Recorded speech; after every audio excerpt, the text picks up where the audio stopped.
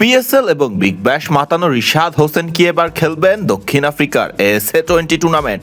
SA20 টুর্নামেন্টের দল Sunrisers eastern কেপের দায়িত্বে আছেন টাইগারদের সাবেক গুরু রাসেল ডোমিঙ্গো। আর এই ফ্র্যাঞ্চাইজি সূত্র জানিয়েছে এবার SA20-তে দল পেতে পারেন রিশাদ হোসেন।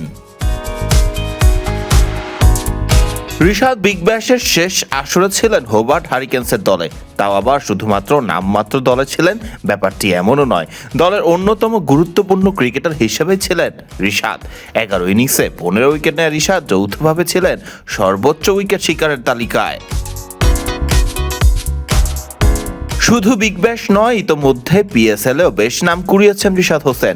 প্রথমবারের মতো পিএসএল খেলতে যেয়ে লাহোর কালান্দার্সের হয়ে খেলেছিলেন এই লেগ স্পিনার, সেখানেও পেয়েছিলেন 12 উইকেট। পরবর্তীতে যদিও রিশাদ পিএসএল খেলেছেন টুর্নামেন্টের নতুন দল উইন্ডিজের হয়ে, যেখানে দল রিশাদ দুইটি সুবিধা করতে না পারলেও রিশাদ যে কতটা ভয়ঙ্কর বল হাতে তা তো মোটামুটি সবারই জানা। এই নিয়ে রিশাদ বাইরের দেশের কোনো ফ্র্যাঞ্চাইজি টুর্নামেন্ট খেলেছেন দুইবারের মতো। SA20-তে সুযোগ পেলে তৃতীয় বিদেশি ফ্র্যাঞ্চাইজি টুর্নামেন্ট হিসেবে মাঠ মাতাবেন রিশাদ।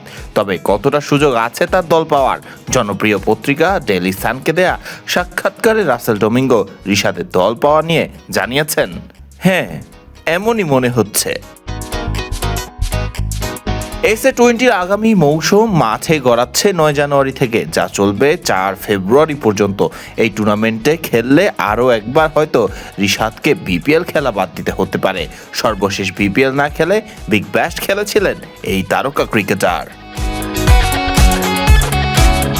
এর আগে টাইগারদের মধ্যে SA20 টুর্নামেন্টে ডাক পেয়েছিলেন তাইজুল ইসলাম। তাইজুল ইসলামই একমাত্র বাংলাদেশি ক্রিকেটার হিসেবে আছেন এই তালিকায়। যদিও পরবর্তীতে ডারবান সুপার জায়ান্টসের হয়ে খেলার সুযোগ হয়নি তাইজুল ইসলামের, সেই SA20 খেলার সুযোগ পাবেন কি এবার রিশাদ হোসেন?